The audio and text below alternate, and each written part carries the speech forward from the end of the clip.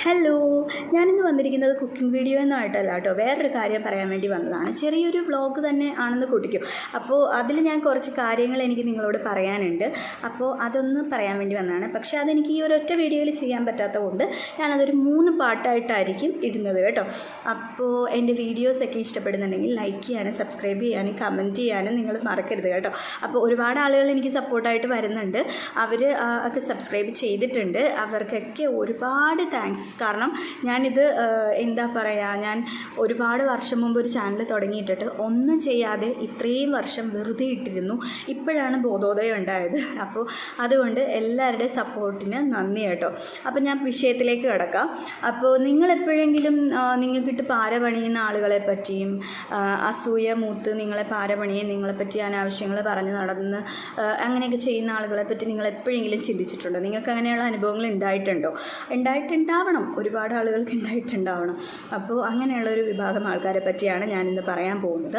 അപ്പോൾ അവരെ നമുക്ക് എന്താ പറയുക, അങ്ങനെ പാര വയ്ക്കുന്ന അങ്ങനത്തെ ആ ആൾക്കാരെ നമുക്കൊരു അവരെ 3 പാർട്ടായിട്ടാണ് ഞാൻ തിരിക്കുന്നത്. അവർ എങ്ങനെയാണ് നമുക്കുണ്ടാക്കുന്ന ബുദ്ധിമുട്ടുകൾ, അവർ എന്താണ് ഇങ്ങനെ ചെയ്യുന്നത്, അപ്പോൾ അങ്ങനത്തെ ഒരു കാര്യങ്ങളാട്ടോ ഞാൻ പറയാൻ പോകുന്നത്. അപ്പോൾ അതിൻ്റെ ഫസ്റ്റ് ഇതെന്ന് വെച്ച് കഴിഞ്ഞാൽ അവരുടെ മാനസികാവസ്ഥയെ പറ്റിയാണ് പറയുന്നത്. അവരുടെ മാനസികാവസ്ഥയെ നമുക്ക് 2 ആയിട്ട് തിരിക്കാം. അതിൽ ഒന്നാണ് ക്രാബ് മെൻറ്റാലിറ്റി. ക്രാബ് മെൻറ്റാലിറ്റി എന്ന് പറഞ്ഞാൽ എന്താ പറയുക, നമ്മൾ ഒരു പാത്രത്തിൽ കുറച്ച് ഞണ്ടുകളെ കൊണ്ട് ഇട്ടെന്ന് വെച്ചു.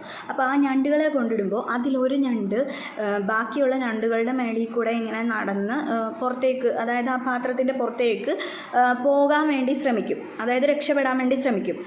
അങ്ങനെ ഒരു ഞണ്ടാണ് നമ്മളെന്ന് കണക്കാക്കുക. അപ്പോൾ ബാക്കിയുള്ള ഞണ്ടുകളാണ് മറ്റുള്ള ഈ മാനസികാവസ്ഥയ്ക്ക് പ്രശ്നമുള്ള ആൾക്കാർ.